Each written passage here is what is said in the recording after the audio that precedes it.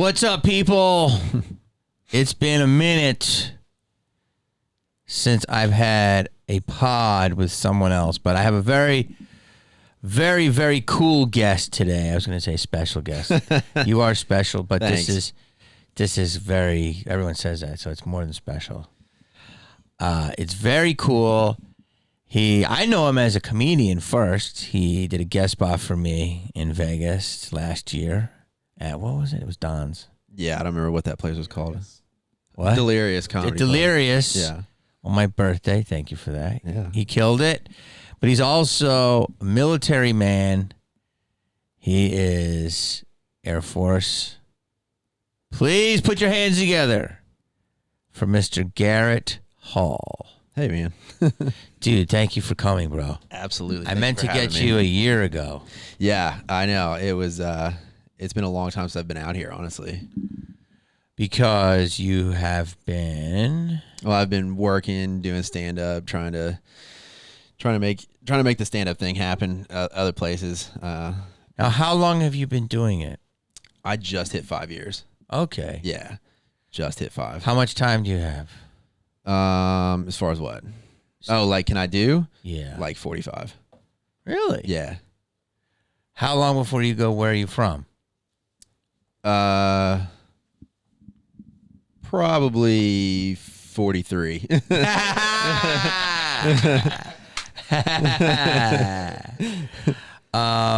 That's my big closer, actually. Where are you from? I'm trying to think where I had in 5 years, but at some point I was like, "Do you have any questions?" Yeah. Yeah. No, it's a product of early on getting taken on the road and just being like thrown to the wolves, you know. How did you get into it? Stand up, I got to Vegas and it was something I always wanted to do. You're from where? I'm from Arkansas originally. Okay. Yeah, it was something I always wanted to do. Joined the military, and for the first 3 years of my military career, I was stationed in the UK, in England. Okay. But I was like in the middle of nowhere, England. Mm-hmm. So southeast England. The closest city like that's recognizable is Cambridge. Yeah. And it's about 45 minutes from there. Yeah. So there wasn't really any open mics or anything like that. I always had the desire, and then I got stationed in Vegas. Kind of slacked off on it, and then a year after getting to Vegas, I went to my first open mic. Wow. Now, what made you want to do it?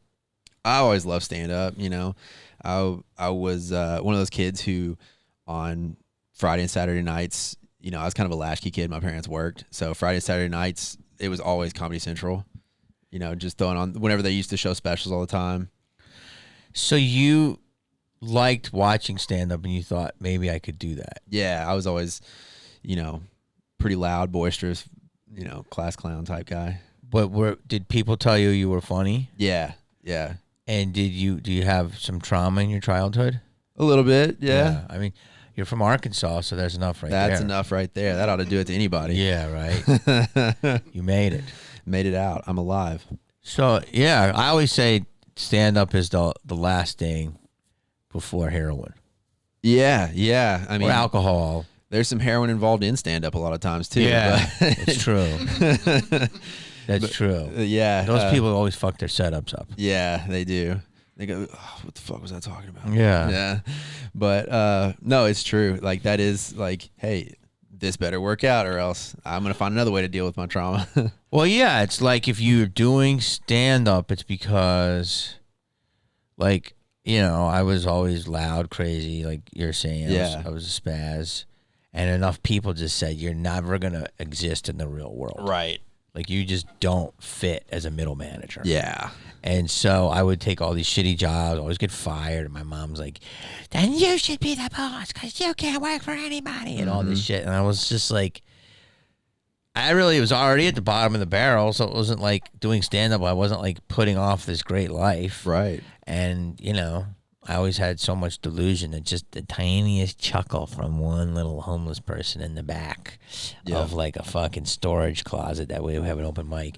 I'm like, I'm going to, you know what I mean? Yeah, you feel like you're on top of the world. Yeah, just you have to have a super amount of, what I say, super amount of confidence, but also a super amount of insecurity, and also a super amount of delusion. Yes, absolutely. There's, and I'm sure we can all attest to, there's so many people who are just stricken with delusion in this.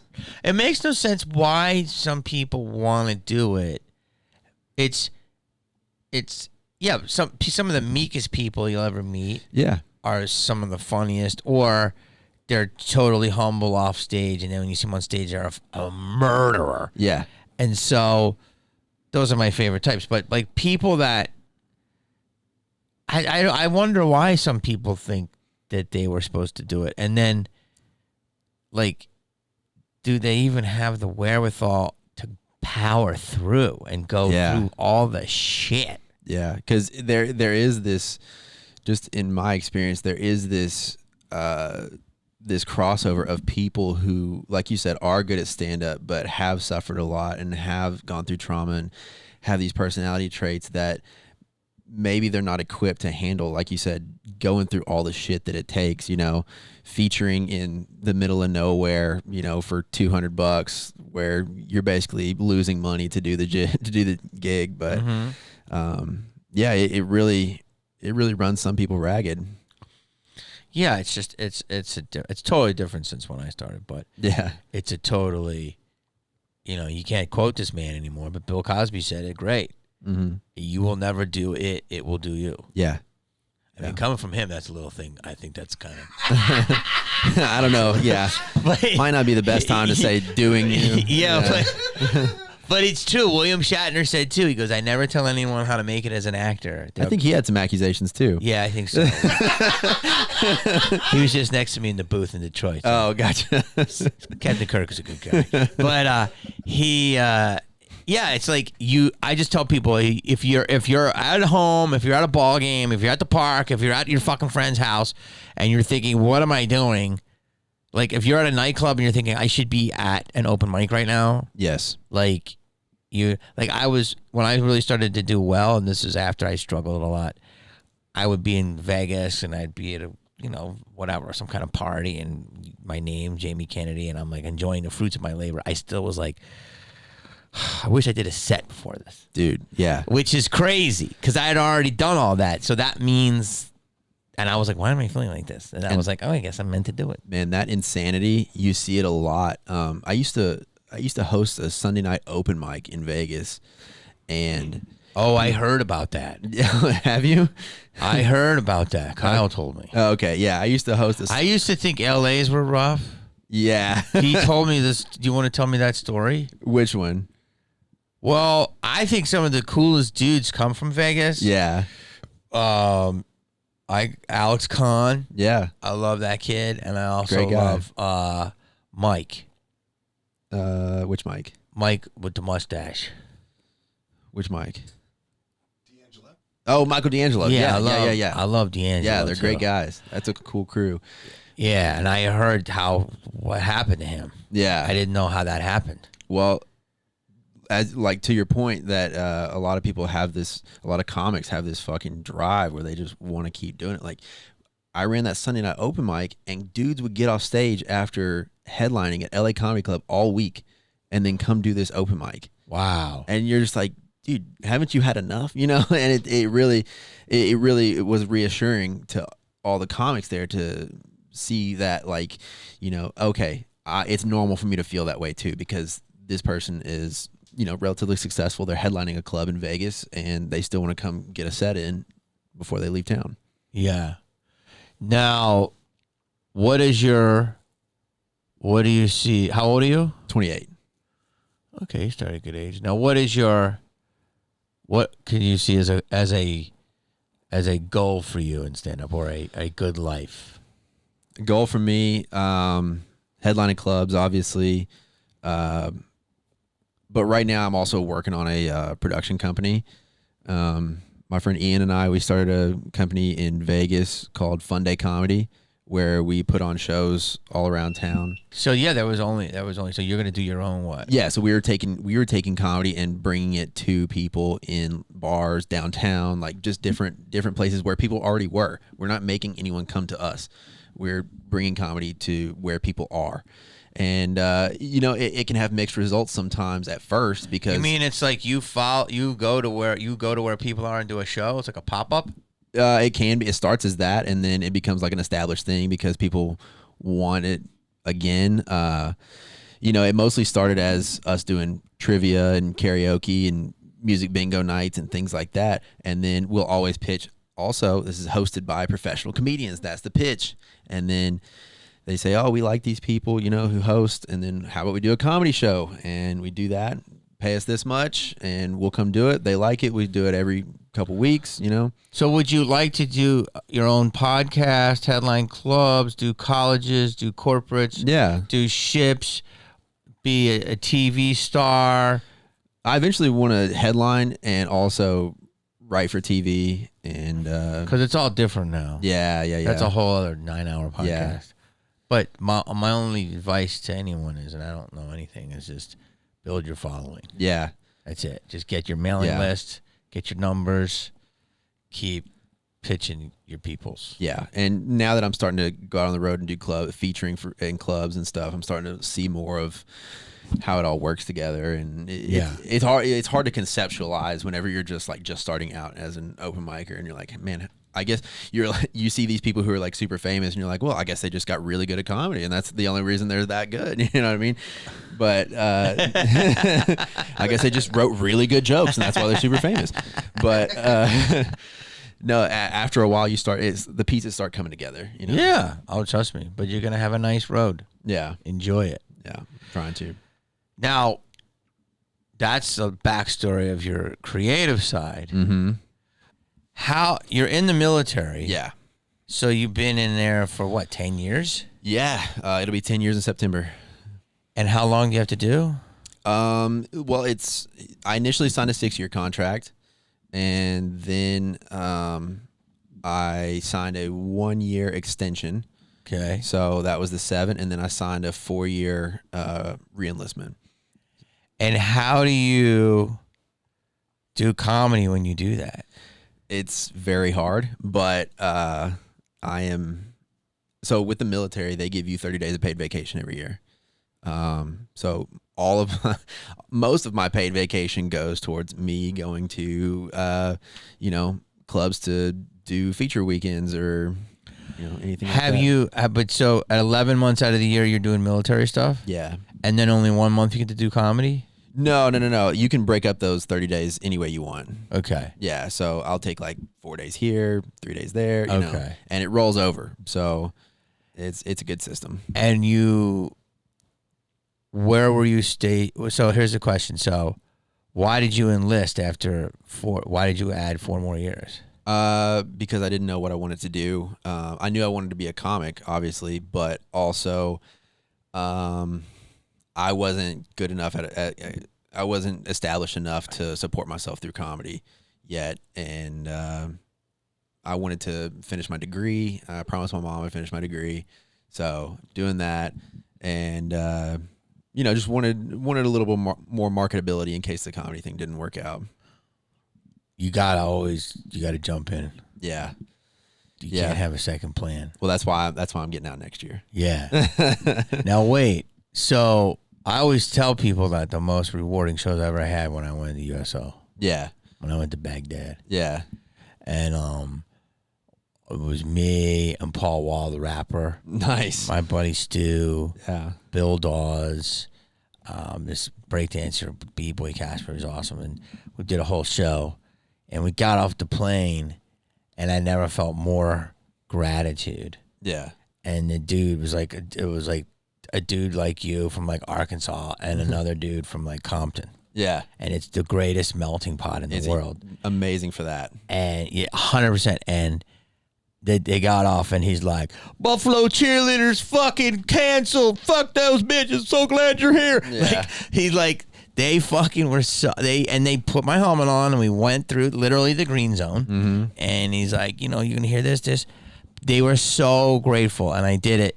I mean, we did a show in a hall, which was incredible, but we were doing the back of pickups, and we were doing, stages of mid, and most I don't know, I think probably I did 10 shows or whatever. Yeah. And it was the most rewarding thing I think I'd ever done, and I was like, oh, okay, this is why I do this now. Yeah. And people really need it. Yeah. And I loved it, and there's so much I learned on those trips, and there's so much that the military tell me. From I would hang with guys like, you know, the enlisted, all the way up to like the 4 stars. Yeah. Those guys that just never, you know, bombs popping off and nukes are going up, like, you want some toast? You know, like literally that shit is real. You know. Yeah. And then there's poor somebody walks off the plane and steps on a toe popper, you know. And and I learned how much shit the media says and how much shit the bullshit the normal people say. And that's when I see people on fucking line talking shit. I'm like, I always want the military to talk, but you guys don't say shit because you don't want to fuck with your pension and all this shit. Yeah. But there's like, it drives me nuts. I can't imagine what it says to someone like you who's in the shit. Yeah. There's a lot of times where I have been deployed and then seen a report about my deployment on CNN or on Fox News or something like that and been like, that's not what's going on. They'll like literally be like, here's what's happening over there right now. And I'm like, I'm here. And that's not what's happening. So the first couple of years you were at where? I was in the UK. And then where did you go after that? I came to Vegas. And then when was your first tour? My first tour was while I was in the UK. I did 2 separate small ones. They were 3 weeks. No, they're a little over a month each time to Nigeria. Nigeria, to handle some business? Yeah. And what's your specialty? I'm a helicopter mechanic, or I'm an aircraft mechanic. Wow. Yeah. Yeah, it's a bitch. Yeah. Wow. Okay. So there's I've really fuck with the military a lot. Yeah. Like I can always say you're so cool, you're so humble, you're so reserved, you're so respectful. That's what everyone needs to do. Right. Boot camp, in my opinion. Yeah. And there's a lot of comics in San Diego, and you know it's a big military town, and a lot of guys like you. And there's like one guy's like special ops, another guy was like comms. Yeah. And me and Kyle were down there and we were talking about it, and it was like, we know where to go if the shit hits the fan. Dude, yes. There's a 3-month supply, and we know they've got every corner, and it's hidden. It's like, looks like a nice little sleepy beach town, but it's covered with ex-military. San Diego is one of those places where it's one of the few places I've ever been where if you're in a bar, it could be 2 a.m. People are hammered. People bump into each other, and they'll just look at each other and be like, excuse me, you know? they all... Because there's so many professional killers in that town. Yeah. You know what I mean? Yeah. That you're like, don't want to risk it, you know? Yeah. They'll come to my shows, man. Yes. And they'll laugh really hard, and they're real respectful, and you know, they might drink a little bit, but I can just tell right by the haircut. I'm like, okay, do I want to heckle this guy back? Yeah. I mean, the haircut's a little too clean. Well, but they're so respectful to comedy. Like, they love it. It's like a drug for them. Yeah. So between the Navy SEALs, the Marine base, The SEALs, people don't know the SEALs. yeah, Yes. the Navy SEALs, the Marine base, and there's like 4 different high-level MMA camps down there. Yeah. So it's just not a place where you want to get in a bar fight at all. No. So everyone is just really kind of like, And they don't want to. yeah, Because they know they might murder someone. yeah, exactly, Yes. exactly. That's so funny, dude, because I did shows in Spokane a lot. And I think it's Spokane. They have a big-ass school, but I think it's a female MMA school. Oh, okay. And I've always had a couple of females come, and they're so respectful. Yeah, But, like, you know, they don't want to. I could always tell that they never wanted to fucking get problems with anybody. no, yeah, So you know what's up. So I wanted to speak with you a year ago, and life is crazy. yeah. Because you were in Afghanistan. And how many tours have you done since the UK? So that was my first one actually here in Vegas. So since getting to Vegas, that was my first one. Okay, so you really only so that was your first move when you went to Afghanistan. Yeah. Okay, and so that was my first time in the Middle East. I'd done like I said, I'd done those Africa trips. Yeah, and that was for like because over there I worked for a special ops unit as well, and so that was like some quick. We're gonna go in, do what we need to do, and then get out. Wait, was it in the Horn? No, it was in Nigeria. So this was I can tell you now. It's been long enough. That was like whenever. So you remember when ISIS was popping off? They had that branch in Africa, Boko Haram. Ish. Yeah. That's what that was for. To handle some business. Yes. So wait, I'm trying to think of where that is in Africa. Is it in the middle of it? It's like or is it the top? Central East. Is it by Joseph Kony land?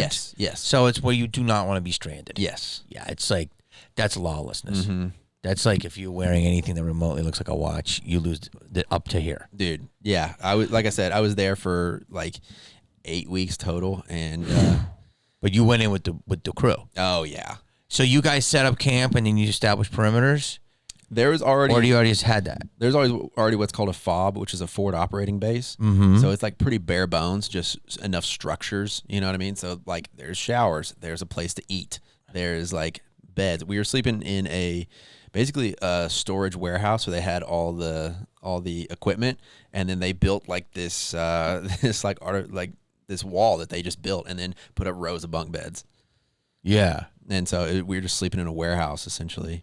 So everything doubled as something else. That's it's how bare bones it was. I mean, but that is like, have you tell me if this is true? No. That they were training guerrillas, like guerrilla warfare. Actual guerrillas to no. shoot guns. No. Have you ever heard that? No, I've not. I fucking wish, dude. I would like. Well, also Joseph Kony, they say had a lot of kids. He trained as killers. Yeah. Oh yeah. Like evil shit. Terrible shit. The worst shit. Yeah, we did we did some picking people up and putting them in different places. So, you mean out of this atmosphere? No, picked them up, took them somewhere else. A different plane came, grabbed them, and took them somewhere else. Oh, is that what a place where it's not junk drivers? Yeah, no. It's the worst holding. Yeah. Okay. Yeah. It's I got you. Instead of handcuffs, you are in zip ties. Yeah. Okay. it's Con Air, but without Nicolas Cage. Yeah. I got you. Okay. So you were doing that. Yeah, I wasn't doing any of that. That's the thing. You fly them? No, I was the crew chief. So what would happen is you were picking up literally the Suicide Squad. You're picking up the worst of the worst. Yeah. So we'd pick them up. I wasn't part of the pickup. I was literally flying on this plane in case it broke down over like in places like that. And where are the dudes? So we flew. Fuck. So you're on the plane. Yeah. So if you go down, they're like, "Hey, dude. You ever see the movie Congo? This is Congo." Yeah, they're like, if we break, there ain't no fucking Carl's Jr. out there. No, it's in the desert, in the desert. But people think, oh, Panama jungle. This makes Panama jungle look like fucking Palm Springs. Yeah, this is the desert, like the Sahara Desert, and so it was. I'm flying on the plane, and it's like if we have an issue that causes us to have to emergency land, it's on me to go fix it. You know what I mean? Just out there. Makes total sense. Yeah. What about fuel? You guys bring extra fuel and all that shit? No, these were C-130s, so they had plenty of fuel to fly around for a while. Okay. But yeah, so we go and we land, and the ramp lowers, and we're just sitting out there. Engines are still running, propellers are still turning. And we're waiting, and then over a sand dune, you see like 3 trucks. Like a fucking movie. Yeah, 3 trucks with like 50 cows mounted in the back, and they come roll up into the aircraft, and I have to like grab, cargo strap them down, get them all set. And in the back of one of those trucks, they have a dude who has, like a bag over his head and zip tied. And how many did you grab? 3. 3. Yeah. And how many of you guys to grab 3? Like I said, I wasn't grabbing anybody. But it was 30 of you? No, there was probably 10. Okay. And then we took off and then went back to where we were, stayed there. They said, no one get off the plane. Everyone stay here. Don't even look out the windows. I looked out the windows, obviously. Yeah. I want to see what's going on.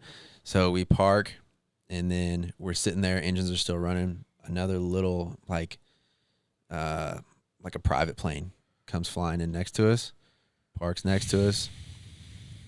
Door opens. 3 dudes in, like, polos, khaki pants, and side pieces come off. They take that guy out of that plane, put him in that one. They take off, and bam, and they're gonna fucking fly. Who knows where? Wow. So that's like ex-military who now are doing private. Probably. Yeah. Or CIA. Yeah. I don't know. And these ain't your local Bakersfield PD. No. These are like highest of the highest. Clearance levels of super clear. Yeah. Bro.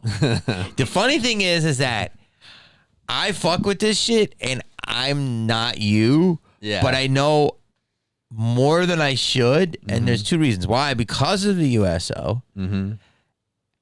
And when I'm famous, I meet a lot of people. Yeah. So that's like neat and people want to meet me. So I get to meet a lot of them. But the other thing is movies. Yeah. When I do a movie, bro, we have the best of the best. And you have consultations all day. Yeah. All day. You have with experts the there. Highest form of consultation. Yeah. Like from the Pentagon. Yeah. So they can only say what they can say. Yeah. But it's the world that exists, and then there's the world that people drink White Claw in. Yeah. Absolutely. And they think that's the world. Yeah. But it's not. Yeah. You know that. Yeah, and that was one of the weirdest things about last summer when I was in Afghanistan. So you go, when did you get the call? This is why I really wanted to talk to you. Yeah. And but I'm also, you're a comedian and I'm a fan of you and your comedy. Thank you, man. Here's what's crazy is in my Facebook memories, it came up a year ago today. I left. So, yeah. And I had a fucking fender bender today. Yeah. So it's really, how you get the call and what happens? So this was on a Tuesday. I was working night shift. So I was working midnight to 8 a.m. Okay. So my shift ends Tuesday morning, and I'm hanging out waiting to get released by the next crew. The guy who's our shop lead, essentially, he comes in and he goes, "Hey, you guys know how you're on that scramble list? So it's a list of people they keep, and you have to have all your shit updated. You're on the list for a year in case something pops off and you have to go." Okay. It never pops off. Nothing ever happens. You're just like, yeah, fine. Put me on the list. Who cares? So you're in Vegas. Yeah, I'm just on this fixing helicopters. Yeah, gotcha. And after a shift, my shop lead comes in. He's like, "Hey, me and another guy." He's like, "Y'all are probably gonna get activated." And I'm like, "What? No, we're not." And he goes, "Dude, they're trying to gear us up." And I'm like, "Okay, well, no big deal. COVID's still going on. We're gonna have weeks of quarantine. This whole deal." Yeah, bro. They told me that on Tuesday. I landed in Kabul on Saturday. Yeah. Yeah. Never been before. So hold on. You go there. How long they say get ready? You gotta be ready. They said they told us to be ready. They told us as soon as everyone has all their shit ready to go, we're leaving. Okay. So like I said, it was a Tuesday. Luckily I had most of my shit up to date. Yeah. And do you take a C? Do you take a regular airline and then you take the C? No. You go out right away. Yeah, in the military. We loaded up the helicopters and all of our people on a C-17. Yeah. And then flew that from Vegas to Maine, refueled in Maine, and stayed there for like 6 hours, got some food, and then flew from Maine to Germany, and then stayed there a night, and then flew. So the C-17 is great. Yeah. But so that's the one where you strap in. And it's like all metal inside, right? Yeah. So you don't really, and if you lay down on that wooden bench. Yeah, you can lay on the bench. You can just lay on the floor. We had helicopters in there, so people were laying in the helicopter. Going to sleep. Yeah, that's right. They're so big. I forget this. But I think there are little hammocks in there. You can. Well, there's not some in there, but most people bring their own hammocks.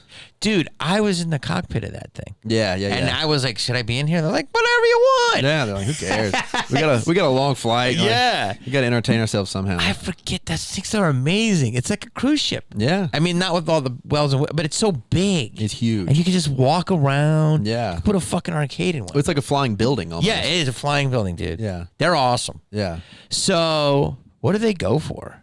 Are they more expensive than a regular commercial? Yeah, they got to be. Like, as far as price? Yeah.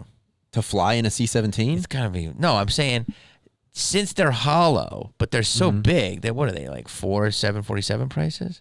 Oh, dude, there's no telling how much those cost. I know. But dude, you can't even get a seat with a cushion in it. No, yeah. That's what's fucked up. Yeah, they're probably the most expensive plane, but you can't even get a fucking cushion. Yeah, you're sitting on a net, essentially. Or a fucking wood bench. Yeah, I remember that. And you got your gear. You have your helmet on?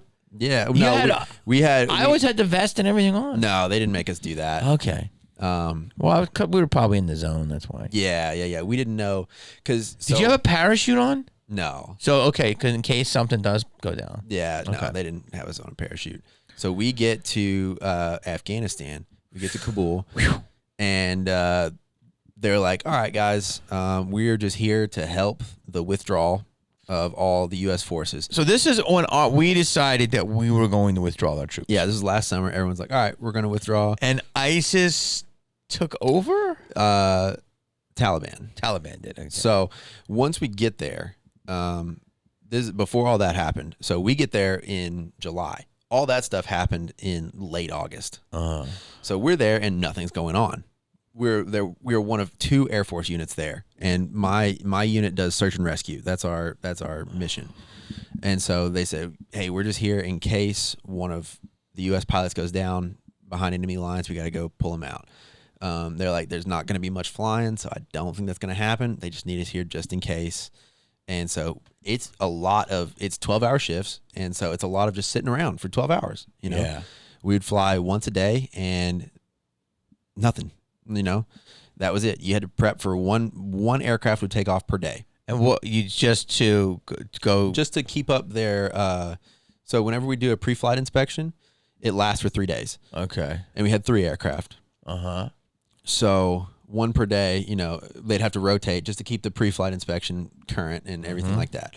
So we're not thinking anything of it, and then we see they're telling us, hey guys, prepare to be here until November. We're like, fuck, you just gave us like 4 days notice. What day did you what day we did got you there go? in July. Okay. So like I said, like about this time last year, they're like, prepare to be here till November. We're like, okay, I mean, whatever. Like, this isn't what I was planning on, but okay. No one knew when we were coming back. And so we're seeing things happen, and they're like, yeah, Taliban is advancing. The Afghan military will hold them off though before they get to any major towns. Well, that didn't happen. They kept going to major towns, kept getting more and more ground, and then they had the capital city Kabul surrounded. Okay. And why couldn't their military stop them? Because it's a long and complicated reason, but it mostly boils down to the fact that the Taliban is not a military force. They are a terrorist group. So they would take over, they would win these battles, right? And then they take all the Afghan army guys and lay them down and then run a truck over their heads.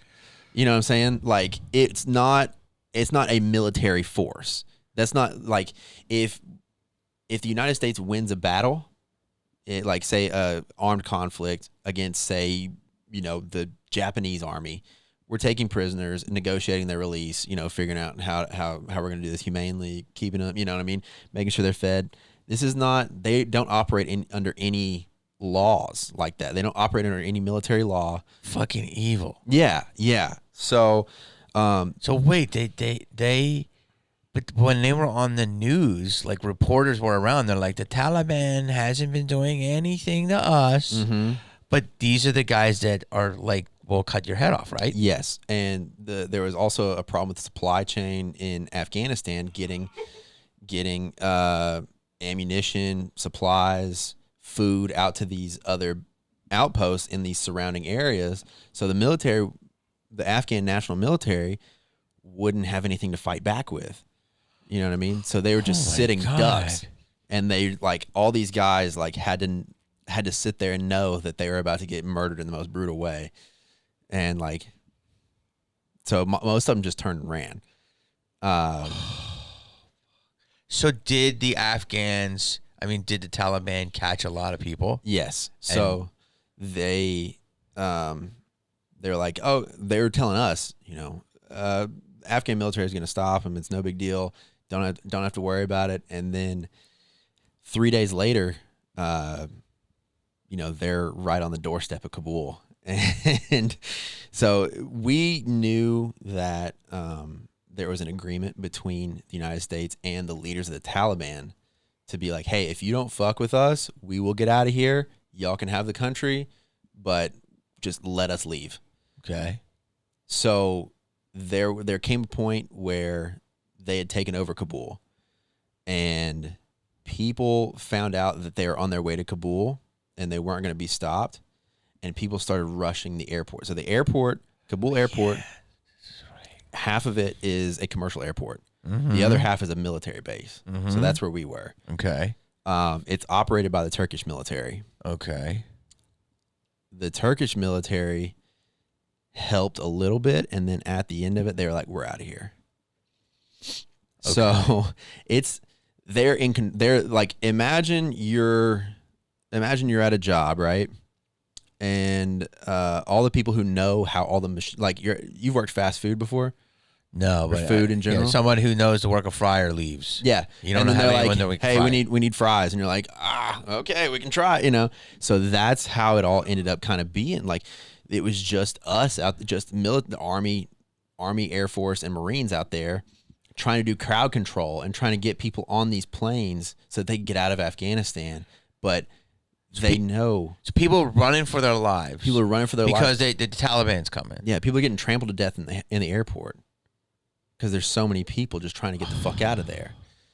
Like, Jamie, I can tell you some horrible shit, but like, I don't want to be like a completely depressing podcast, but people were doing everything in their power to like get out of there, and not even just themselves. They were like, take my kids. You know what I mean? So yeah, so I mean, this was a year ago, so it's a little out of my head. But I remember this was why I wanted to have you on, because in the memory it was everyone was climbing the fences, take my kid, just make them safe, and the military would sometimes grab it, or they said they couldn't. So what when somebody, I want to go back to what you said, but when someone grabs a kid, what do they do with them? They take them and try and figure out how to process them and get them into the onto the planes. So was the plane C-19s? C-19s? C-17s. Yes. Yeah. So, basically, Turkish left. Yeah, they're gone. Afghan military's gone. They're done. There is no Afghan military at that point. Holy fuck! Yeah. So, all these people are running at you. Yeah. And the Taliban's behind them. Yes.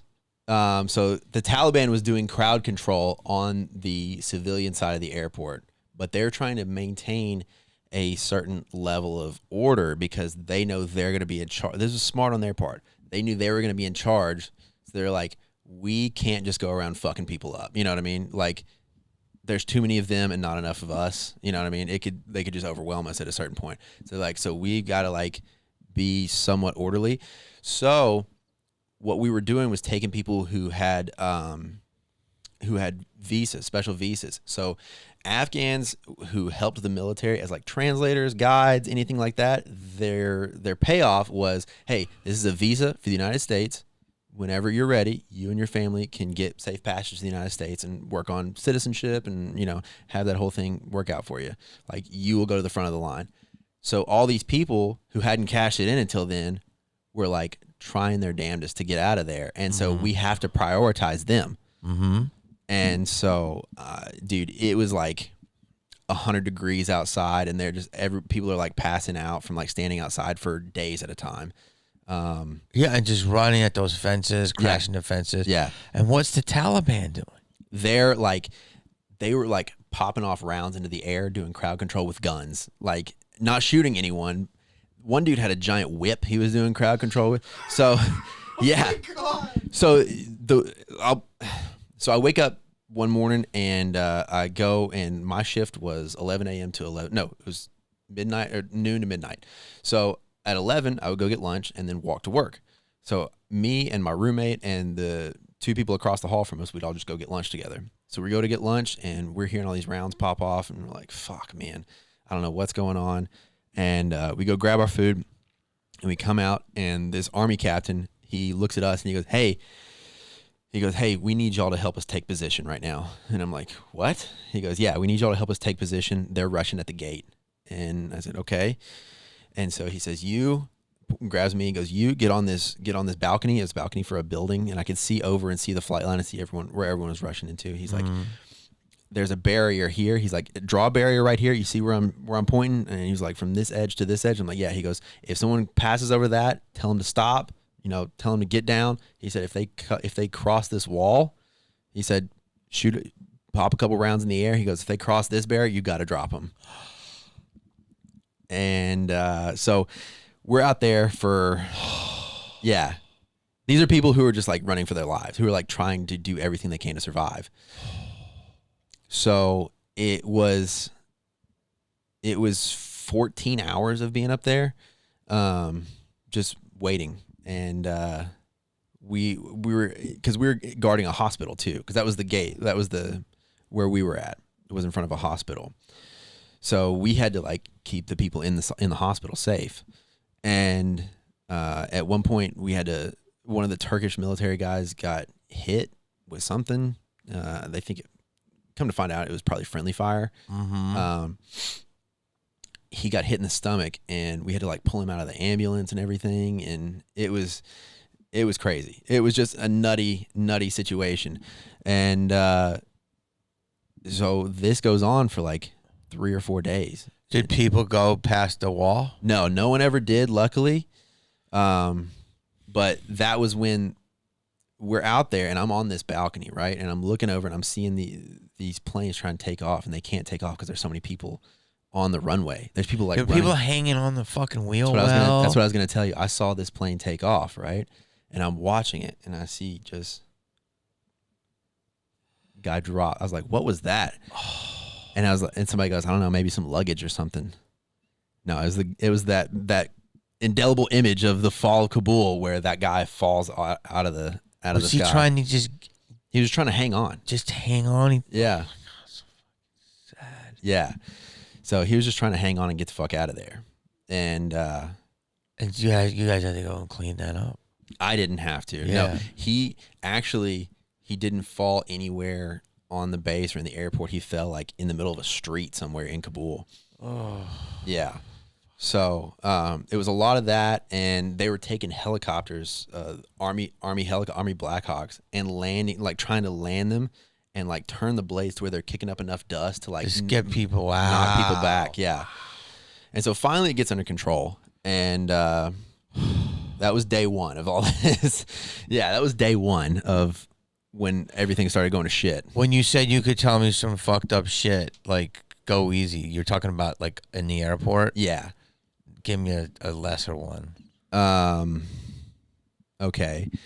Yeah, people would show up there was this one crew, this one family, and they said, "Hey, we have our visas, we have our passports and visas," and they handed my coworker, they handed him 4 pieces of paper, right? And there was only 2 of them. He's like, "Where are the other 2?" And they're like, they're gone. Like, they were killed. They don't know if they were killed. They were trampled. Like, it was just such a mass of humanity. Like, if you lost the people you were with, it's over, you know? Oh, fuck. Like, if you got separated from the people you're with, there's no getting back to them. So it was like just a sea of people. Yeah.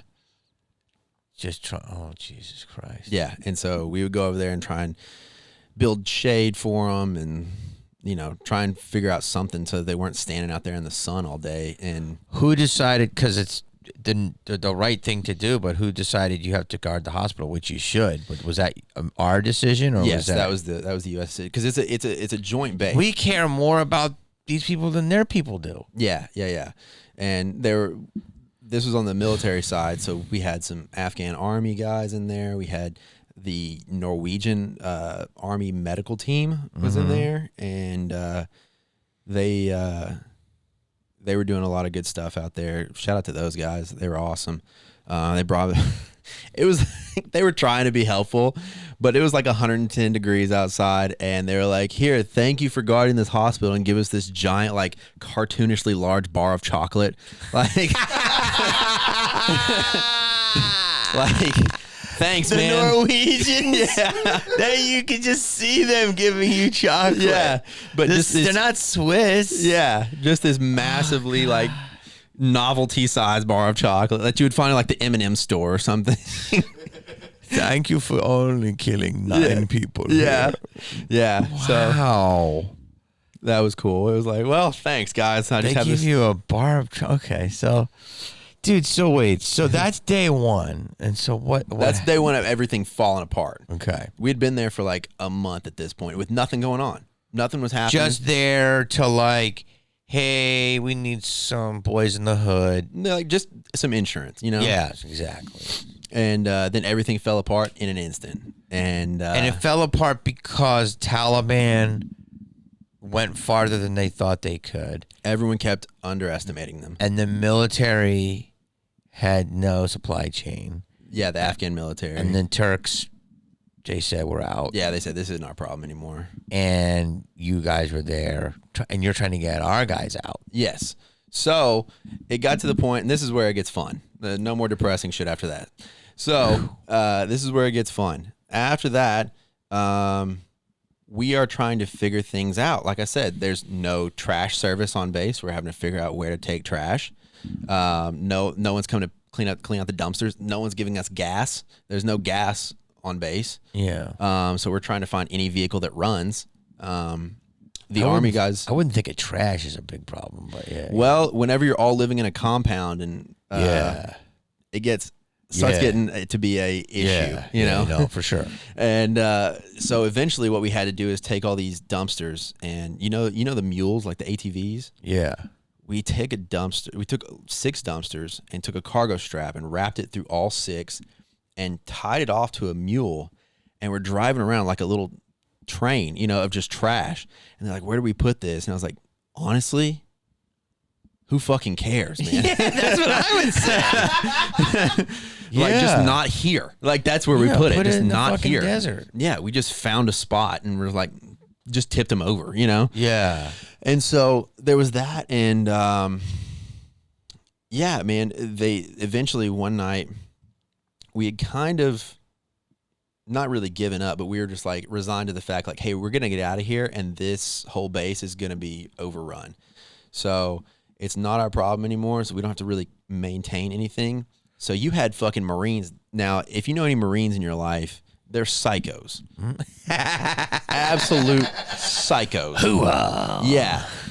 We had Marines. I like you guys. I do too. You're fun. Yeah. They were absolute psychos. So they were they'll trying get to find, after it. Yeah, they They'll were get trying to after find any vehicle they could to just drive their shit around. And so people were spray painting stuff on the side like this belongs to this unit of just trucks they found. You know what I mean? Whose truck? Any truck they found. Like a truck, a military truck, or just a person's truck? A person's truck. Yeah. It could have belonged to the Turkish military. And they're hot wiring it. Yeah. Okay. Eventually, it got down to the fact where the Marines were driving around a fire truck. Yeah. Why didn't you guys have your vehicles? They ran out of gas. And why isn't there a gas station there? No one was refilling the gas station. That's what I'm saying. There was no gas. Nothing was being serviced. How do they usually get gas over there? A gas truck comes from Afghanistan, from Kabul, and then comes on to the base. And that was done. That was done. Our food was done. We had to eat MREs for weeks at a time. But you had MREs. We had MREs. How many MREs? For you guys don't know what that is. That's a meal ready to eat. Yep. It's a freeze-dried package of food that's supposed to last you all day. It's supposed to be all your calories for the day. It'll have like an entree, snacks, dessert, a couple of protein bars, some Gatorade, a juice, just different stuff in there. And you'll do about 9 days in a row, and you won't shit. You will stop shitting. And then when you do shit, you won't stop shitting. That's another thing. There was no one there to fix the plumbing or the porta potties. Yeah. So wow. It was. Yeah, no, that adds up in the heat. That's what I'm saying. It turned into a fucking nightmare. A literal shit show. Yeah. So all that's going on, and then the stores on base, whoever owned the stores had just abandoned them. So you guys will go in and I had some pretty cool. I acquired some pretty cool things from Afghanistan. Yeah. See, it's lawlessness. People don't realize that. It was Mad Max, dude. Yeah. It was like fucking Mad Max out there. And like it was a shitty time, but one of my favorite memories I will carry to the grave with me is riding around in that fire truck, smoking a cigarette and blasting Chief Keef with the aux cord, while a government is falling behind me, Wow. Yeah. So wait. So you're so there was no food. Like, thank God you guys had MREs. Oh yeah. Always ready for that. And you're there. Okay. But if not, you'd have to go into town and figure it out. So, but if you went into town, were you like the Taliban, to your knowledge, they weren't killing people in front of you? No, they weren't. And they made them look like friendly people on the fucking CNN. Yeah. They were like, the Taliban is being respectful. Yeah, and they were, because they had to. They had an agreement like, hey, you're not going to kill civilians, you're not going to kill any military personnel, or else like with us. Yeah, the United States said like, we're going to rain hell on you if that happens while we're still here. Okay. And they knew better. They knew enough to know that. Okay. And so there was one night, like I said, we'd all been resigned to the fact that, hey, this is all getting overrun. This isn't going to be a useful military base ever again. So there was one night where a 2-star general comes over to our compound. And he's like, hey, you guys are the helicopter mechanics, right? We're like, yeah. He goes, all right, I need some help. Over there, around this corner, is an Afghan military hangar. What they have in there is some Afghan helicopters. He said, I need you to come over here with me and make sure, he said, because the Taliban's going to overrun this base, I need you to make sure those are not flyable again. So he couldn't tell us to break them. Okay. So remember the reports that they were saying they left all the military equipment there, they left all those aircraft for the Taliban? Those things ain't never getting off the ground. Those things ain't never starting again. So what's good is he had the wherewithal, and you also believe in it, which I would, is we don't want to give them any help. Right. We don't need them getting anything that could make them stronger. But so that's great, but my question is, why didn't we just take them? What are we going to do with them? There's no gas to put in them. You know what I mean? But also, like, what are we going to do with them? You can't fly. No one wants to fly the Afghan National Army helicopter when the Taliban has already slaughtered all of them. You know what I'm saying? Like, no one wants to get shot down out of the sky because they're like, oh, these our copters or their copters? Theirs. Those are the Afghan ones. Wow.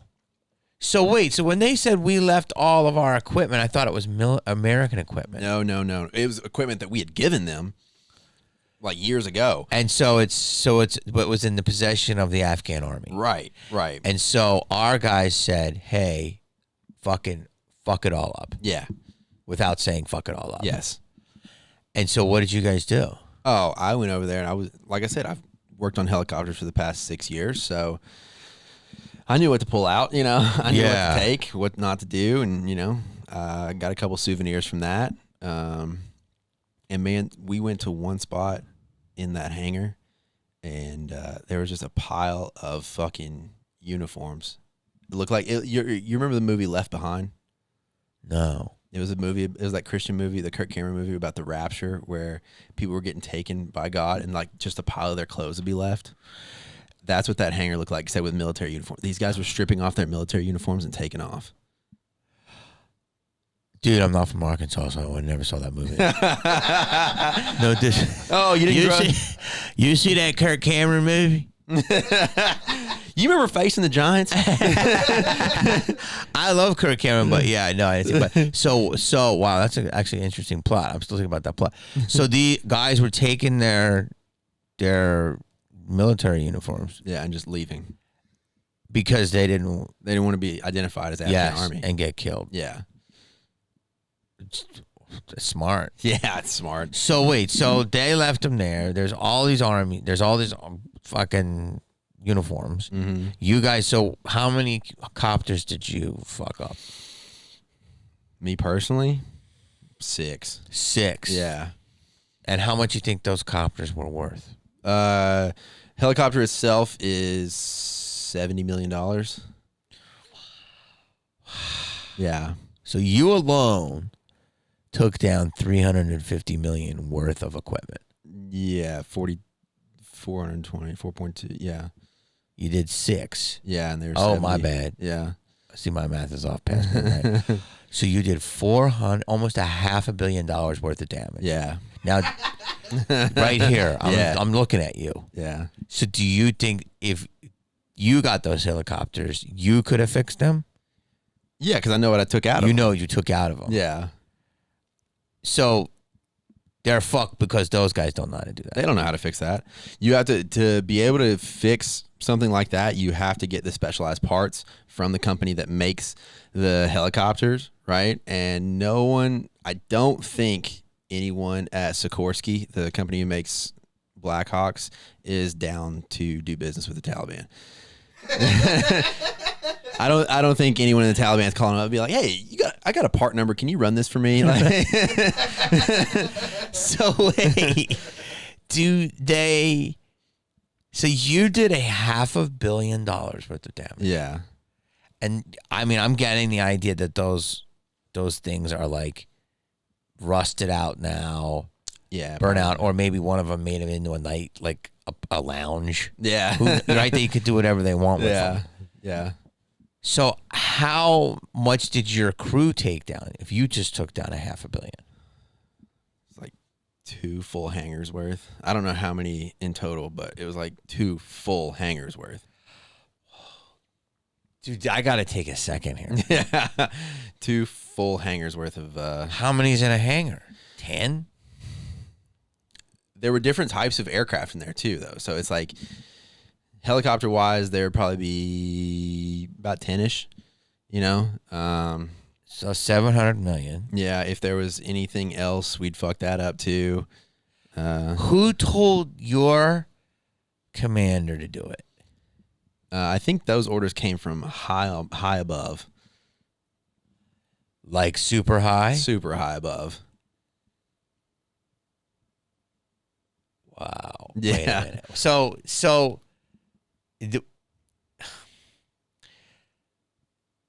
we can't get it out of there. No, it's done for. We don't want them to have it. So we did the right thing. Yeah. I believe so.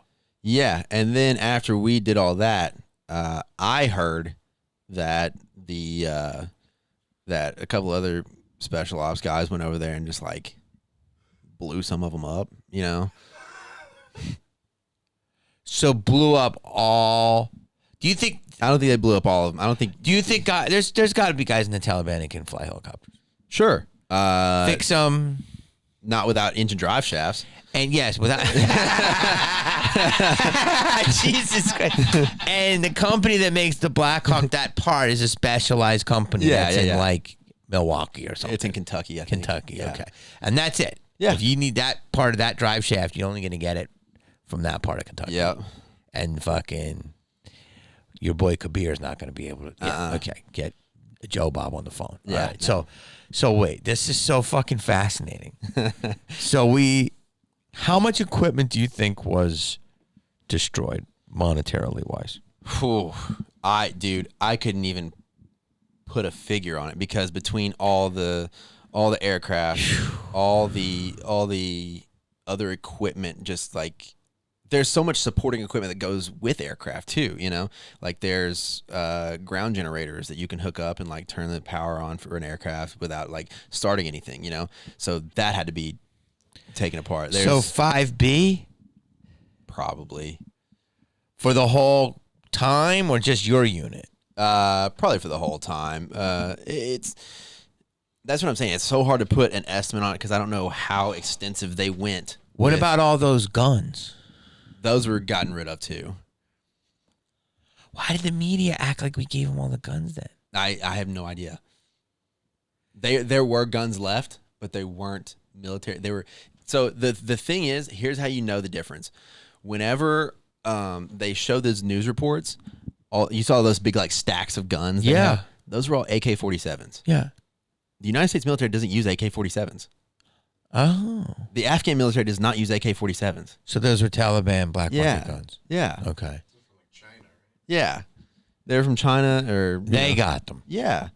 So that was what was so weird is we were over there and I still had like internet access. So I'd be on Twitter seeing reports of like, we're leaving all this equipment for them. And I'm like, not if I got anything to say about it. Yeah. So we didn't leave them shit. No. And we shouldn't leave them shit. No. Yeah. Okay, so they got fuck all. Mm-hmm. They couldn't fuck with you guys, or you said we're gonna fuck you up. Yeah. They obeyed that. Mm-hmm. How long were you there since the beginning of the destruction of all the stuff? Okay. How long after? So it was really fucking crazy because that was the worst part was trying to get out of there because the agreement with the Taliban to like be cool lasted until August 30th. And then what? August 31st or September 1st? They would have to like we all had to be out of there by August 31st or else It's like moving out of a house. Yeah. We literally had to be out of there by August 31st. Or what? I think that was the only. I think they would have struck some other deal, but that was the time. You guys would fuck the Taliban up. Absolutely, but there wasn't very many of us left, so we were trying to. Jesus Christ! We were trying to get a ride to get out of there on one of the C-17s that we'd come in. Okay. The problem was all of those C-17s were being used to transport people. Yeah. There weren't any that they were just like, oh, we got one free over here. We can let you hop in. That wasn't the case. Where'd you get the gas? They got gassed up at a different deployment location in Qatar. So they would fly from Qatar back and forth to Afghanistan. Gotcha. So we ended up catching a ride. Dude, we got out of there. Were you nervous for a minute that you weren't going to get out? Yeah. Okay. So we got out of there, and to leave, we were all in full armor, helmet, body armor, everything. There were no seats set up. We left on a C-130 actually. Okay. There were no seats set up on this 130. They had us sitting four wide, and they had a cargo strap over all four of us and just like tied us down essentially. Yeah. And so we left, and then the next day they bombed that gate, and that killed all those people. The very next day after we left. Oh, fuck, that's right. Yeah. No, this is crazy. Wait. Who? The Taliban? Yeah. But they say it was the Taliban, but it was also speculated it was Al-Qaeda, because now, once the Taliban took power, Al-Qaeda saw that and said, okay, now it's going to be a power struggle. So Afghanistan is probably going to devolve into massive civil war in the next few years, just because they're warring. They're literally warlords, trying to run the government. Hold on. So you leave, Mm-hmm. and then Al-Qaeda Mm-hmm. bombs the airport? Yeah. With what? Like a missile? No, I think a car bomb. And how many people died? Truthfully, I can't remember. I know like 5 U.S. military died. And so we leave and we go to Qatar, and we are waiting on a flight. We're trying to get out of there any way possible, get back home any way we can. So we're waiting in Qatar for a ride to somewhere else.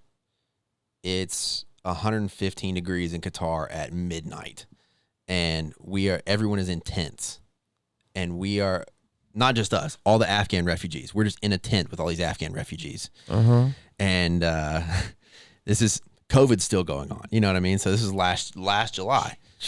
So we're like, fuck, man. Like it was a rough time. And so we're sitting out there for... You didn't catch a variant. No, yeah. We sat out there for 14 hours just waiting on a ride somewhere else. And we finally... And you're getting on the C-130 with all those guys, too. Yeah, we finally get back on the C-130 to figure out where we can go. And we end up going to Jordan. So we were in Jordan. And then when Jordan is your safe place. Yeah. Isn't that crazy? Yeah, I was like, thank God we're going to Jordan. I mean, God, that's crazy. So we go to Jordan, and we're there. And the shitty part, before Jordan, we're in Qatar, right? And they finally get us a place to stay. So we're in Qatar for a few days. And while we're there, they don't know. This is one of the, like, I'm very like, who cares? COVID, not a big deal. But this was the very, like, made me pissed off.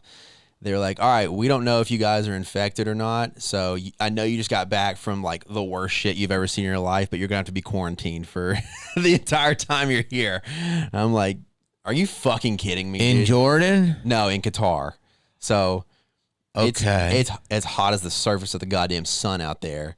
And where do they put you? In the very, very far back of the base in these trailers that just have like 6 bunk beds in a room. And so we're all staying in there and have to walk to go eat or anything, have to walk like a mile and a half. Oh my God. And it's 120 degrees in the daytime. So we all just switched our schedules to where we just existed at night. We just became nocturnal. But it's still like 100 degrees at night. Yeah. So finally... You had to really walk a mile and a half. Yeah. So finally... They don't have any vehicles. No. And we couldn't use any of them because we were quarantined. You're quarantined. So how long did you have to quarantine? For like the whole 5 days we were there. And so then we get a flight from Qatar to Jordan. And we're in Jordan for a week just working out how we're going to get home. And finally... we all end up loading up and going back home. But, got back home in, I think, late September. So you left today. Yep. And you were there for 2.5 months. Yeah. Dude, wait, so it's like you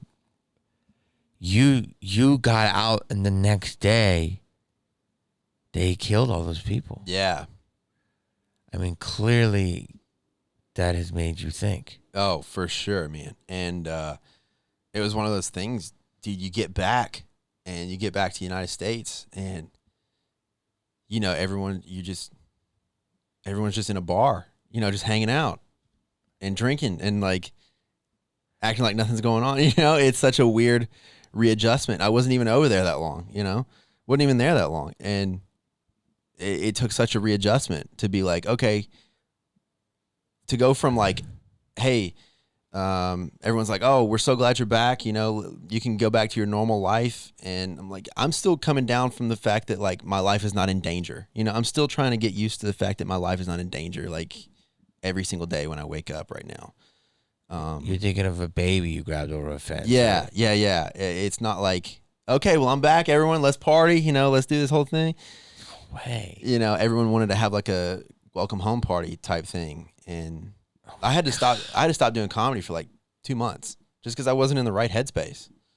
You know, I'm not surprised, dude. They wanted you to do a show over there, right?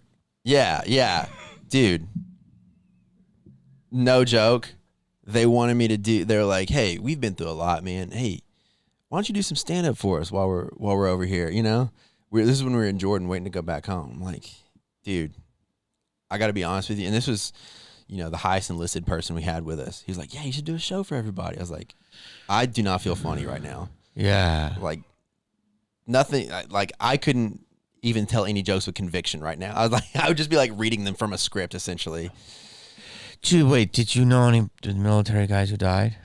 No, I didn't know any of them, but it was one of those things where you're all in a really shitty position together. Mm-hmm. So you do have a sense of like kinship with everyone 100%. who's part of that right then, you know? Dude, it's so crazy because I can't even. Oh God, it's so. Like, I've never been in the military, but like, I've done the USOs thing. I've done different tours of bases. Yeah. I've worked with a lot of different military people. Yeah. And this is the babyest level, but it's like I'm like doing like if I did a show Mm-hmm. and I do an hour Yeah. and people want to hang out, I'm like, I need to decompress. Yeah. Yeah. Okay. You just gave everything for that. Yes. Yeah. That's just a show. Yeah. Or if I did a movie for like 5 weeks and I had experience, these are all beyond first world problems. Yeah, but it's the same concept. Well, the essentially. concept is the Yeah. headspace of being different. Yeah. Now, when I was over there, what you're saying is one of the things is I have footage of it is I slept in Saddam's palace. Yeah, dude, I can't remember who was showing me the picture of Ralphie May in Saddam's pool. Yes. And so it's such a funny picture. It's just Ralphie May in the Iraqi in Saddam Hussein's palace. Well, And that was actually taken before he fell, too. He got booked for a special. He loved Ralphie May. Jeez. The thing is that like the Saddam had all these palaces, Yeah. and every night I was told that they had to have a meal waiting like for 40 people because you never know when it would show up. Yeah. And if you didn't do it, the whole staff would be killed. Mm-hmm. And his sons had a palace up there, and we had taken it over. Mm-hmm. And I don't want to, I don't want to fuck you up because you know all this already. But there was an elevator, and the horrors that were committed on this elevator. And to this day, I took a picture, and it's hands bloody that left it on like a brass. It's like blood doesn't get out of like brass. Yeah. And our guys, no matter what they did, they couldn't get out. And it's just like people being taken to their death. Yeah. Of like torture. Yeah. The worst prostitutes, like innocent prostitutes, and people, whatever. Just, and the shit that they told me, and I'm like, and I slept there, dude. Yeah. I slept there with the military like 2 nights, and it was like you could feel the fucking energy. Yeah, man. And our guys were like, fuck this motherfucker. We took this shit, and they set up calm there, and it was like, you could say whatever you want. Like, I don't know enough, but I know what I saw. Yeah.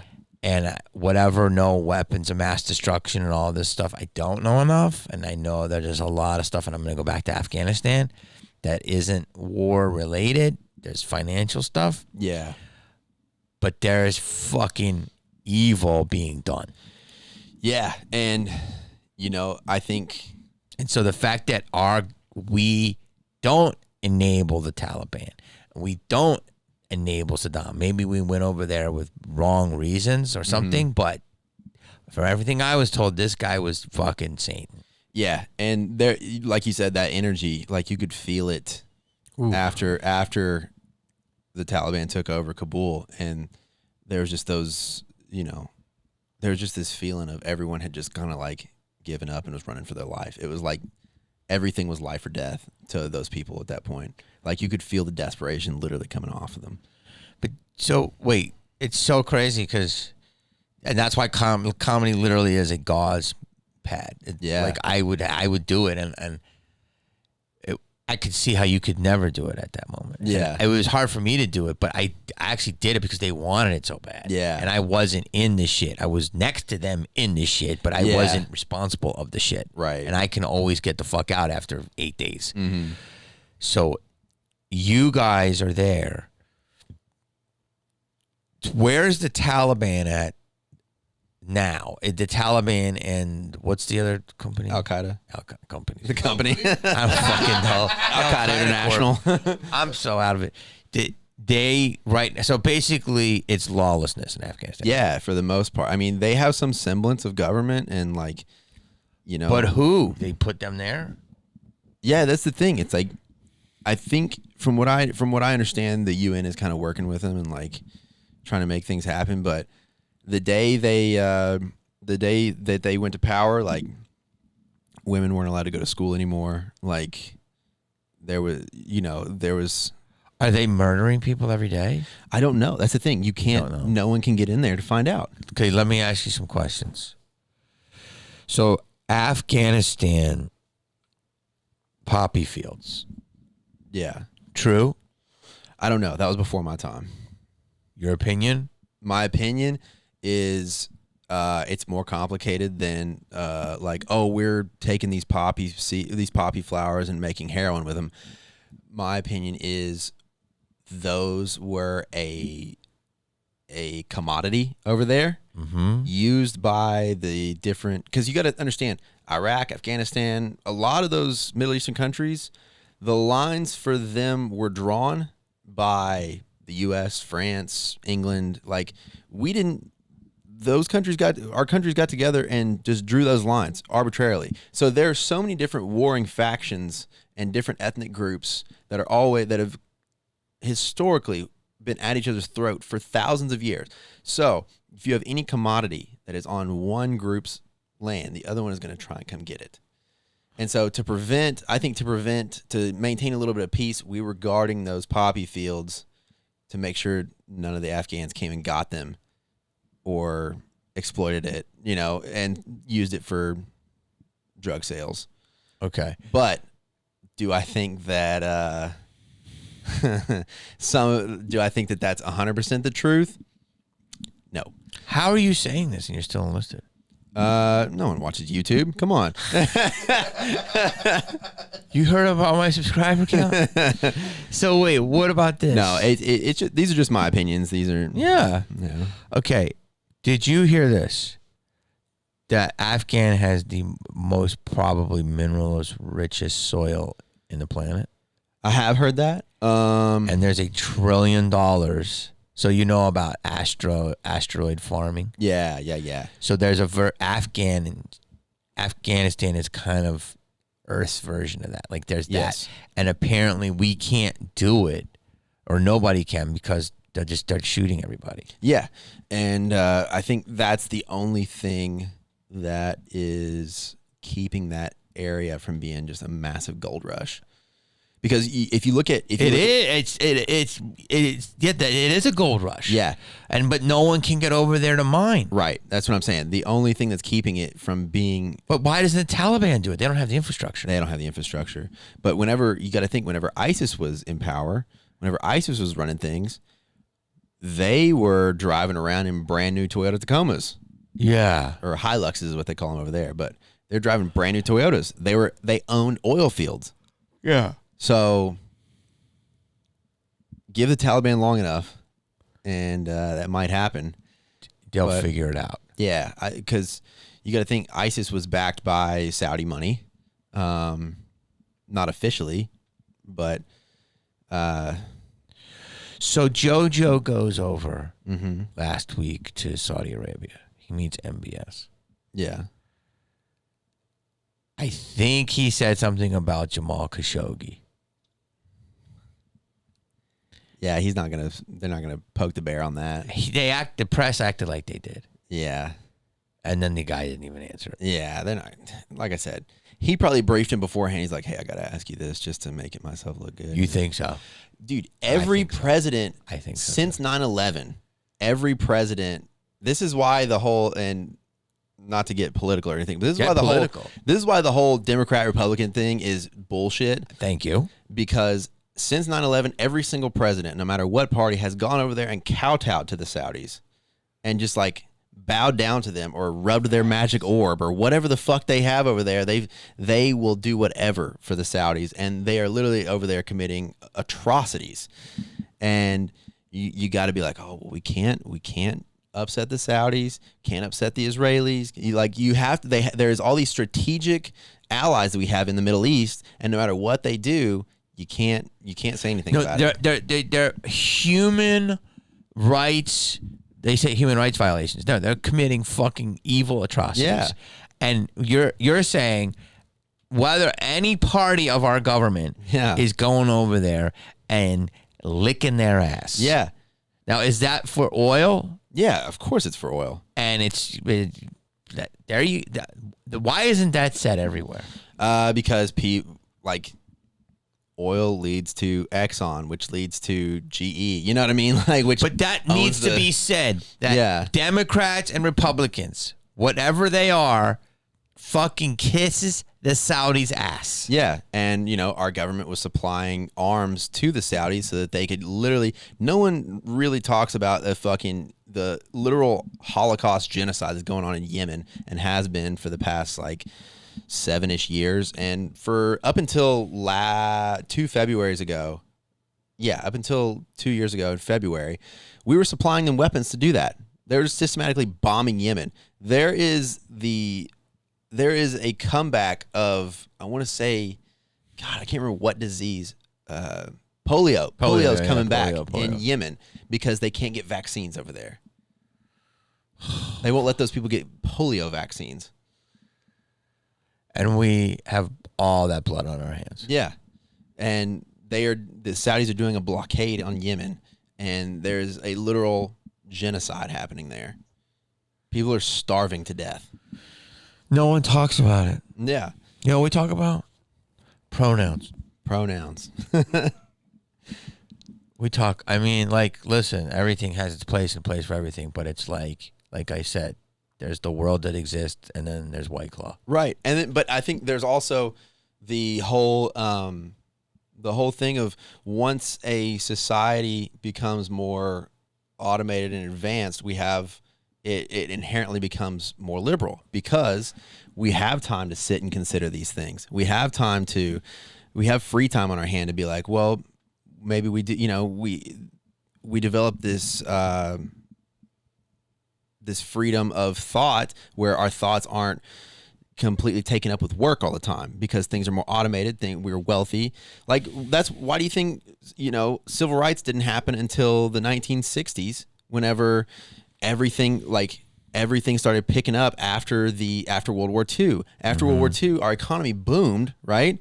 Our economy boomed and people were getting more and more wealthy and had time to be like, hey, wait a minute. It's kind of fucked up we don't let black people drink out of the same water fountain we do. Mm-hmm. So it's all a product of economics. Yeah, if people weren't busy doing basic shit, right, to buy the shoes and then lace the shoes or whatever, it's a bad example, but if you can get your groceries delivered instead of going to the fucking shop for them, you have more time to think of deeper issues. Yeah, you have more time to consider things, and people can bring up ideas, and especially in the internet age, people can bring up ideas, but that's here, whenever you can't transpose that onto a different culture that doesn't have those same luxuries.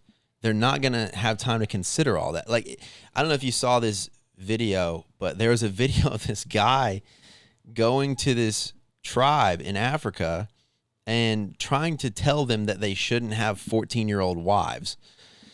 And it's like, okay, man, yeah, you're right, but we know that because we're an advanced society who has had time to sit and consider these things like, hey, maybe a 14-year-old can't consent and, think about that. And for them, they're so focused on survival every day that they're like, oh, well, this is just the way we've always done things. They don't have that, they haven't had that time to consider like, well, maybe the way we've always done things isn't correct. You never have enough time to have evolution of thought. Right. Yeah, of the next level of stuff. And when you're so consumed with where's my next meal coming from, Yeah. you don't consider that type of stuff. Yeah. It's totally. Let me ask you this. This is a dumb question, but and then I'll get more specific. Do you believe in America? Yes. I am. Here's the thing. I am like probably one of the most left-leaning military people you'll ever meet, but I am deeply patriotic in the fact that I want this to work so badly. You know what I mean? This whole American experiment thing. And not to be like wax eloquent, like I'm on a Ken Burns documentary or some shit, but I want this whole American experiment to work, you know, because I do see the potential in what we could become. And I think, as I said, with more automation and with more technological advancement, I think we're going to come to a place where either things are going to split completely apart, or we're all just going to kind of figure it out and be like, all right, you do you, we'll do us, you know, everyone just get along. Oh no, it's the first part. Yeah. It's a technocracy, dude. Yeah. It's not. It's Blade Runner's coming. Yeah, but I think the you just drive the streets. Just drive down LA. oh, for sure. Here's what you see. Boarded up, homeless, or a brand new high rise. Yeah. And There's no middle ground. that gap is going to continue to intensify until we do something about it. But in a capitalist society such as ours, you kind of we reward those people who do say, hey, instead of helping these people, let's build a high rise. You know what I mean? Like that's what you're supposed to do. Yeah, but I mean, like, I want to go back to this, but America is the best. Absolutely. The problem is everybody has a voice. Yeah. And the problem is a lot of people shouldn't. Canceled because, I mean, like, in a way, what I mean by that is people don't really have an informed voice. Yeah. There's a lot of people just shouting and it's white noise. Yeah. And, like, I'm going to do a pod about this, but there literally was an argument on Twitter yesterday. Did you see? Which one? The guy goes into the mall Mm-hmm. and he starts shooting up the food court. Oh, yeah. Okay? Kills 3 people, and it was reported that a good Samaritan shot him. Yeah. And people on Twitter are literally going, I don't know if I would consider that a good Samaritan. A good Samaritan was the first one, and they go and they break down what good. People are arguing. Yeah. Really? Do you think the fucking 30 kids in Texas wouldn't have mind heading that guy? Yeah. I think he would have done better than the cops, you know? But do you understand? The priorities of our fucking culture are destroyed. Yeah. And They're destroyed. That guy's a fucking hero. yeah. Panda Express, Chick-fil-A for life. Never. And people are like, well, he shot him, but it wasn't good that he had a gun. Like, people are insane, dude. Yeah. And It could have been 30 dead people. it could have been. And that's the thing. That's where we're at. A lot of people don't understand They have no fucking idea. Bro, Right. This is why I'm sitting here talking to you. You're so calm. You're so peaceful. I'm looking, how much PTSD does he have? I know that you've seen way more than you told me. I can only imagine. And you're chill, you know? I know you're not high. Yeah. And I'm like, it's crazy how you are and what you've seen. And what's crazier is what you came back. There's so much we can go over, and I don't want to fuck the conversation, but you got to decompress. Yeah. And people want to be like, hey, Grant, you want to go to Nacho Daddy? Yeah. They're like, hey, Garrett, let's go. Garrett. Fuck. No, that's okay. Hey, Bill.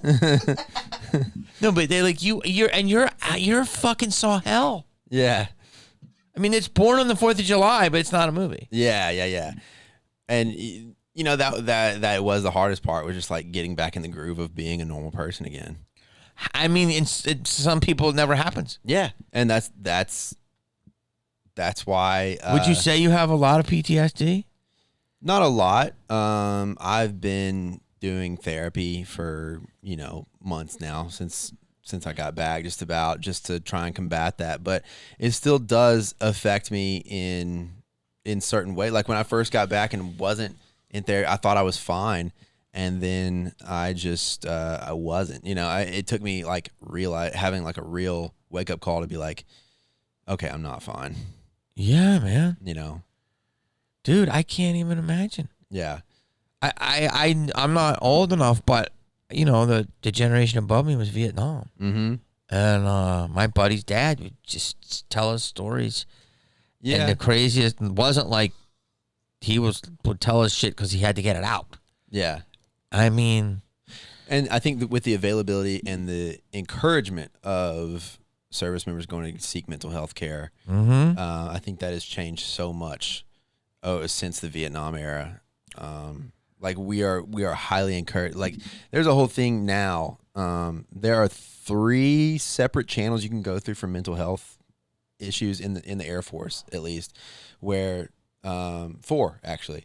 There are 4 separate channels you can go through where they're like, hey, they do a great job of being like, if you have an issue, as long as you are not going to hurt yourself or anyone else, this will not affect your career. Just talk to someone.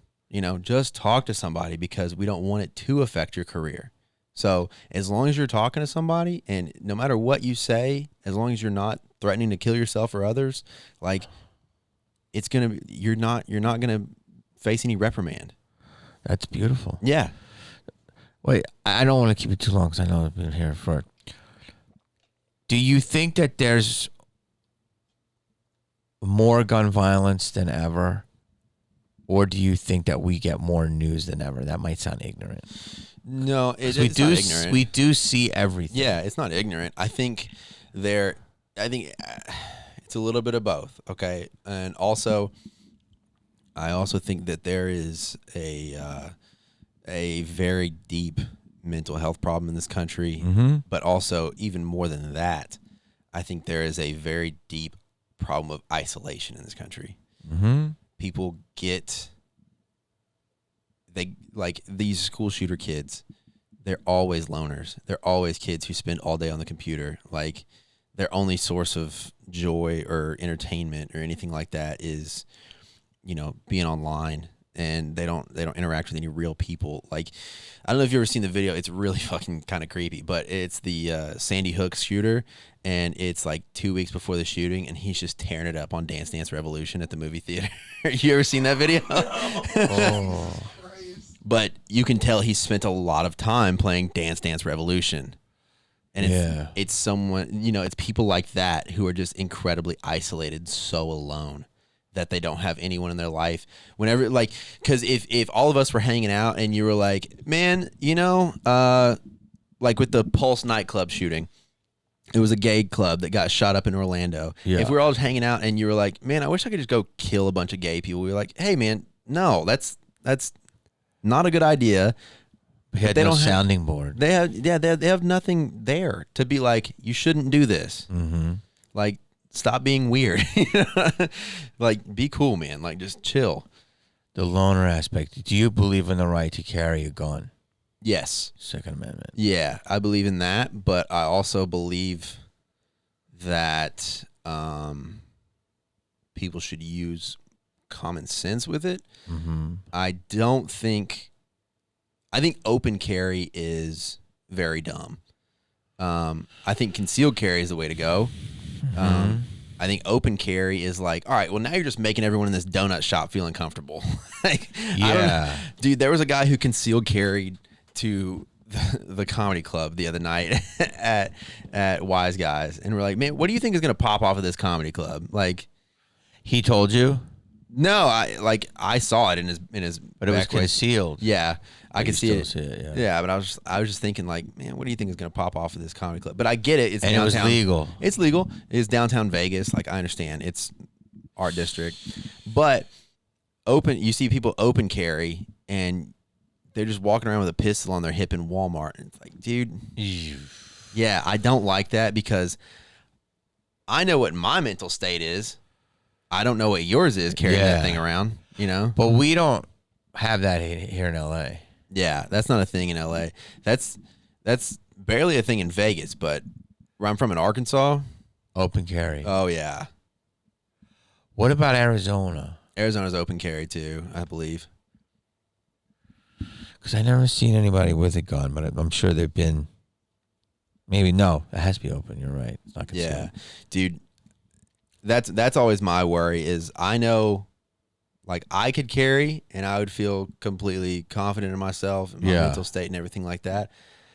I don't feel confident. I always say that I truly believe that like 95% of gun owners are like good, normal people who just, especially like guys who conceal carry. I think they're good, normal people who are just prepared for the worst, you know? Mm-hmm. But I also think there's that 5% who want an excuse. Mm-hmm.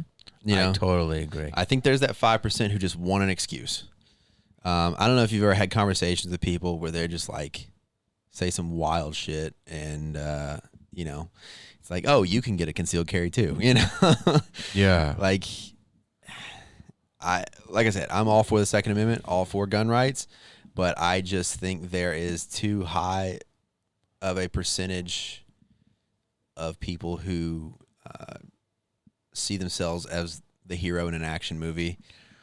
And dude, what about crime? Do you feel that crime is really worse than it's been? yes. Do you think we're too soft on it?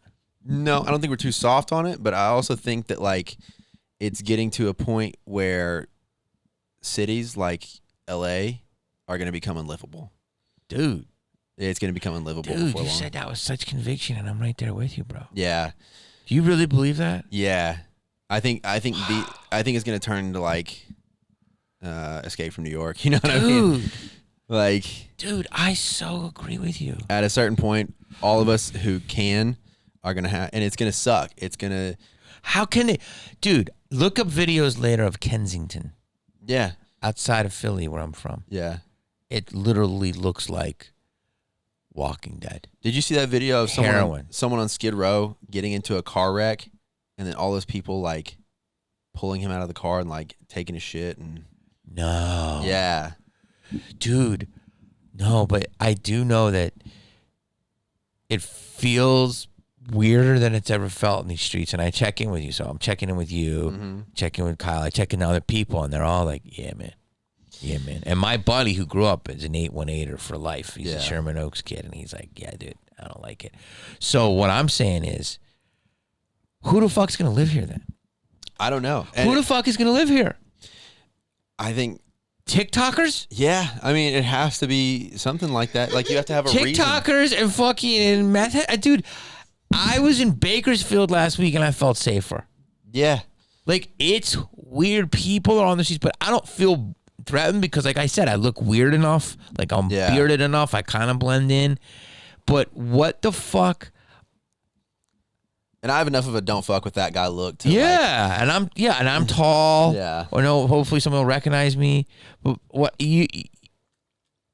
I don't know who's gonna live here then. Like, because they're building more, but I agree with you. Yeah. This was the jewel of America. Yeah. Yeah. This was the jewel of America. And it's not even like. And you're a liberal. Yeah. It's not even like a. Wow. It's not even like this has been going on forever. It feels like it's brand new. It feels different, bro. I feel like it's an orchestrated. I feel like the 988 at the CVS can steal up to that. Every day I see a new video of these fucking free smash and grabs. It's just, it's, you know, I can't ask somebody making $12 an hour to jump in and play the hero. Yeah. And no, it's your day. But it just feels like the prosecutions, I don't know. It's a deeper conversation. Yeah, I really think, like I said, I think the mental health in this country is really falling apart, and that is a massive contributor to it. And it's more than that. I'm going to do a video about it. Violence is crazier. Yeah. People are more violent. Mm-hmm. And they get on, like Knott's Berry Farm, bro. Yeah. That's insane. Mm-hmm. And I feel like people I don't know. I think they've lost it. Yeah, it's a collective losing it, and I think Knott's Berry Farms was TikTokers too. Yeah. It was. TikTokers trying to go viral. It was getting either into, like, it was let's do like 12 fist fights at Knott's Berry Farms in the same day. oh my god. I heard that, but I also heard it was gangs. I heard it was a mix. Well, also, I mean, I don't know if you've heard of this, Kyle, but Vegas schools are just like insane. There's fights every day. Like Vegas schools, they have to, like, kids are getting arrested in school every single day. Dude, when I was in high school, I talked to this like Clark County like school police officer. Yeah, and he was like, "Yeah, we're not that worried about guns or knives anymore. We're more worried about grenades, yeah, like pipe bombs." yeah. And I was like, "Oh, gotcha." Dude. And that was 10 years ago. Mm-hmm. Let me tell you something. I used to take the subway all the time. I take the subway here. I haven't taken it in a few years. It was the cleanest. I don't know if I would like to take the subway regularly in New York now, Yeah. but I go to this 7-Eleven for Slurpee Day. Mm-hmm. I love Slurpee Day. Yeah. Who doesn't? It's a joy. Mm-hmm.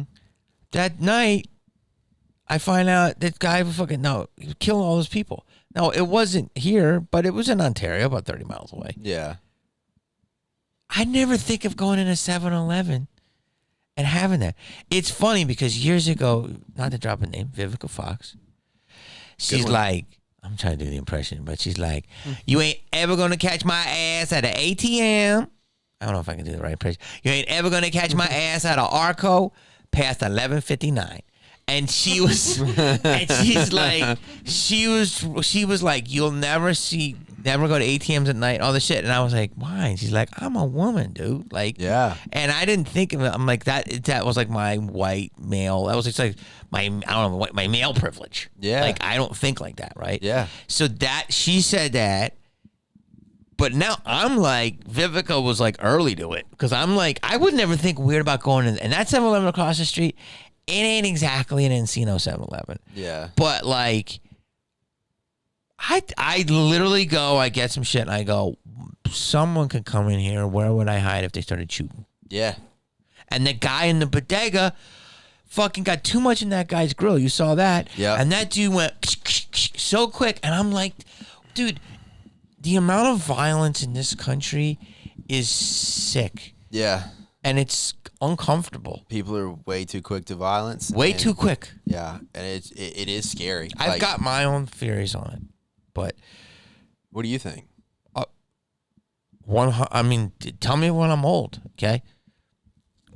I'm part of the problem. Like, if I make violent movies, you see me in movies with guns, I'm funny with them. Yeah. I think people can get indoctrinated subliminally to like guns are cool. That's number one. Number two, video games. I'm not saying you shouldn't play them, but again, there's a difference between people who understand it's a video game and then you do it enough, you fucking feel like, Yeah. okay. Wellbutrin, all the different drugs, the kids are Adderall. Mm-hmm. TikTok, like the ability to go viral, the desperation for fame, and just a complete insensitivity. Yeah. There's an empathy button missing, and I also, this is gonna say, you can judge me, dude. MK Ultra is a different animal, Yeah. but that was real, Mm-hmm. and I think that could have levels of it with weird shit because I think there's hypnotizing forces in our different things we have, whether it's looking at your phone all day, whatever. Yeah. And I also think 5G ain't exactly perfect. Well, I always thought Malibu's Most Wanted was MK Ultra. So. Yeah, but what we teach you is that when you go up on your private beach, you make sure that you ain't gonna step on no snails. I don't know. Fuck. The government wants me to make love to these honeys. Yeah. I indoctrinated you for booty. Yeah. Like, you know what I'm saying? Trying to get a mochaccino. Y'all ever heard Operation Paperclip? There's just a guy in a suit holding an open book with the activation codes, and he's like chapstick, chapstick, Ford Maverick, and your eyes just dilate. Yeah. It's hard out here in Kabul. Kabizzle. We ain't got no gas. Yeah. Bro. Dude, I could talk to you for hours, man. Yeah. I'm fucking fried. You got to come back. Yeah, for sure. We'll do it. We'll do it for It's sure. fucking fascinating, dude. Yeah. I appreciate your fucking time. Yeah, brother. I dude. appreciate you. Thank you, Kyle. Thank you for bringing him. And hit him with your socials, dude. Oh, I'm on at G Hall Comedy on Instagram, Twitter, the whole deal. Also, follow Fun Day Comedy on Instagram. That's where you'll see all the shows we got in Vegas. Come check one out. You know, we got everything from open mic showcases. We got a game night we do. Oh, okay. Yeah, it's fun. So come out to a show. And also, let's see. I'm gonna plug some dates if that's all Plug right. a date. September 16th and 17th, I'll be at Looney's Comedy Club in Colorado Springs. Yeah, that's good, dude. Yeah. Before that, August 25th through 28th, I'll be at the Portland, Maine Comedy Festival. Damn. And then September 30th through October 2nd, I'll be at the Four Corners Comedy Festival in Durango, Colorado. Hell yeah. So come out if you're in any of those areas. Come out. No open carry. Yeah, please don't. Just come out and bring a corn dog. Yeah. Feed me a corn dog on stage. Dude, thank you, brother. Thank you, man. Appreciate you, man. I appreciate you. Be safe, everybody. Bye. Be good to each other. Peace.